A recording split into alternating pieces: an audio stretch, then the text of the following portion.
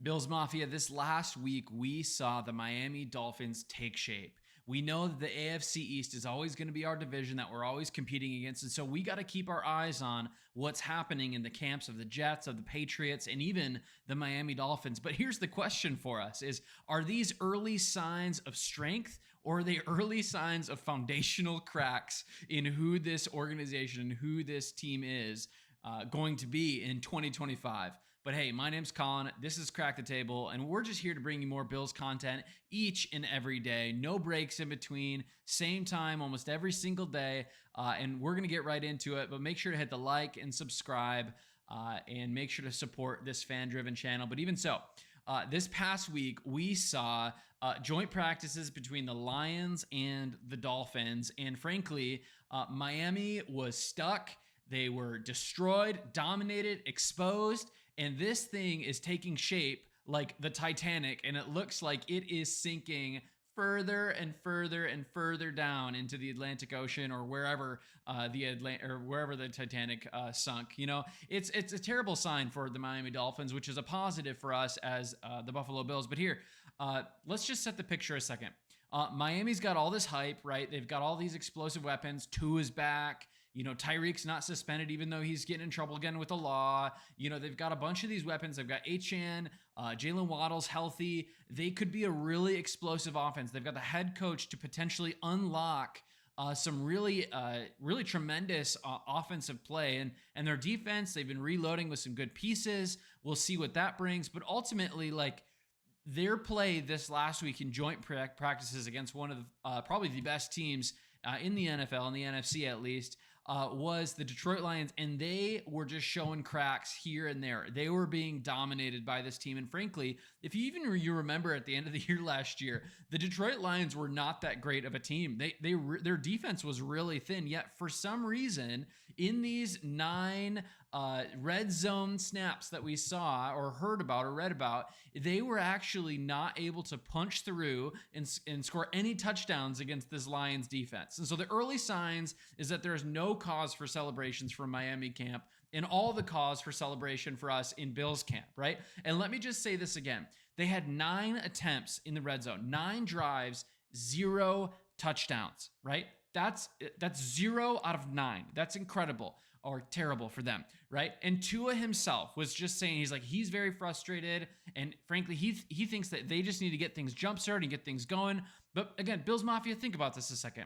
That's not the language of a locked-in contender, right? That is the language of the captain of the Titanic right before the ship is about to sink. Yes, great that he's healthy. It's a bummer that he had all the concussion issues. We don't ever, hope for injury for people. But at the same time, like, you'd think at this point that they'd have their legs under them, that he'd be healthy, that they'd be firing on all cylinders, right? And that just takes us to the collapse in the red zone. What is that actually saying about this Mike McDaniel system, right? Is that actually saying that they're going to be a good team, or are they a team that's actually just not very good?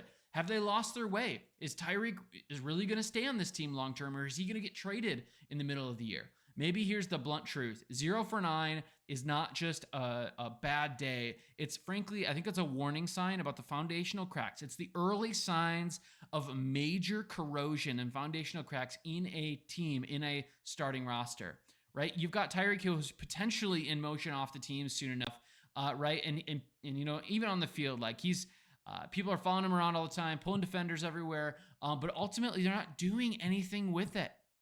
Let me put it like this. If Miami can't finish in the red zone in August against the Lions, what are they going to do throughout the year? What are they going to do in Orchard Park later this year? Probably nothing. Picture it with me. Freezing cold, right? Not in Miami. We're in Buffalo now. Freezing cold, roaring crowd, Josh Allen up 2 scores. Do you really think that this team's going to do anything? Do you remember what happened last year? I'm pretty sure, if I'm not mistaken, that was the game that James Cook just went insane, right? That's why early signs like this matter. It makes sense for us to keep our eyes on what the Miami Dolphins are doing and where they're actually going. Again, probably not a team that's ascending right now. If anything, maybe stabilizing from last year, but potentially even descending based off what has happened in camp so far, based off what we're seeing in those joint practices. But Tua's camp hasn't necessarily been able to silence the critics about his play. Again, coming out of college, like we always had really high hopes for Tua as an individual. But again, on 7-on-7s, his timing was off. He wasn't playing very well. He had a handful of sharp throws here and there, but massive inconsistencies. And listen, I'm not here to bury the guy, to talk down about the guy. Actually, I think he's an okay dude. But when you're supposed to be a quarterback that's going to play against Buffalo, like you need to be really good. Like there's just very, very slim room for error. And Bills Mafia, again, here's the reality. When your quarterback wobbles, when he has a high propensity of getting hurt or injured, the whole roster feels shaky. And for Miami, it doesn't stop there. Last year, when we saw this, when we saw Tua go out, it was like their team stopped. I remember, again, playing fantasy football, I just remember Tua getting injured multiple times over the last couple of years and being like, wow, I have Tyreek Hill on my team. He was great, and now he's not. And Jalen Waddle, he's not doing anything. Because when the injuries stack up to the quarterback, when your team gets injured, you just don't contribute or benefit or grow in anything. You don't score points. You don't get yards, right? Again, injuries can pile up for this team, and it can be massively detrimental because of how top-heavy they really can be. And we even know that with a guy like Devin Achane, right? He's this lightning bolt in the backfield. He's very fast. He's frankly very good, but he's even week to week right now, right? Their first-round pick, this guy named Chop Robinson, was also carted off. Depth is getting stretched already going into week 1 for this Miami Dolphins team. If they're going to be good, if they're going to be competitive this year, they need to get healthy. Again, maybe none of these injuries that I noted are going to kill their season based off some of their depth. But again, week-to-week injuries like this really add up over time, and they miss a game or two or have a couple games where they're down some of their key players. Like that's going to show up in the wins and loss column. And so later in the year, is this team really going to play competitively? Are they going to be even more of a cakewalk for us later in the year, not just because of injuries, but because the team has lost motivation or they've lost trust in their head coach? And so what does taking shape really mean for this team? You know, when you hear the phrase taking shape, usually it's got a positive connotation. And honestly, I don't think I can use it in a positive connotation light right now. The optimistic spin, maybe they're going to figure this out before week 1. But honestly, from everything that I'm seeing at camp, from everything I'm reading about this team, how they played against the Lions, yeah, okay, they did all right in the preseason game. But honestly, when you look at Tyreek Hill, he can be electric, right? Jalen Waddle can be good if he's not injured. But ultimately, when we look at this roster, when we look at who is starting week 1, are they going to have all their players? Are they going to be healthy? It seems pretty shaky to me. The other side of this, again, if they're taking shape, it's probably just an expression to say that the cracks of the foundation are being exposed.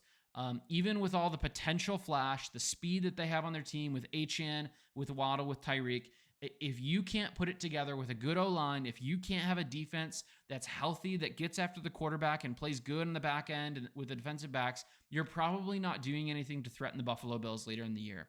Again, what does this mean, though, for us as a team?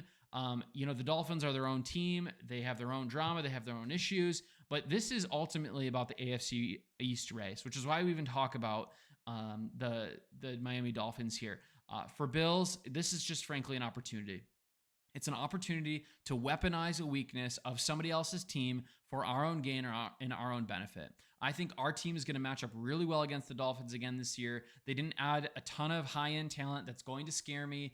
A lot of their vets, a lot of the guys that they're paying are getting older. And I think that's the difference between the Bills Mafia or the Buffalo Bills taking shape and the Miami Dolphins taking shape. Is the Buffalo Bills are taking shape in the sense that they're going to step into the season with a level of depth that they've never seen again in the front seven, as I've talked about before.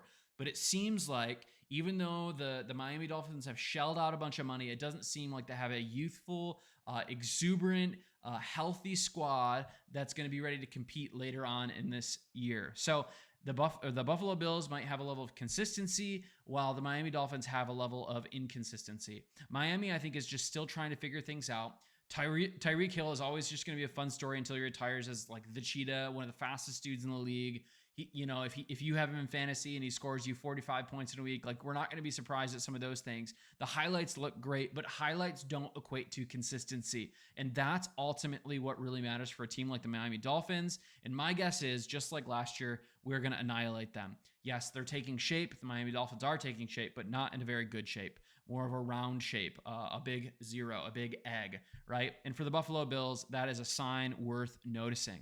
But what do you think, Bills Mafia? Along the way, are you gonna, are you looking at this Miami Dolphins team and you're like, oh my goodness, I'm nervous about them, I'm scared about them? I don't think anybody's feeling that right now. But drop your comments below and let's talk about it together. So this is Crack the Table. I'm Colin. We're all Bills, no breaks. We're gonna talk more and more about the AFC East coming up in a couple days here with the Patriots. But today we're just bringing you more Buffalo Bills content. Make sure to like, subscribe, and we'll see you tomorrow.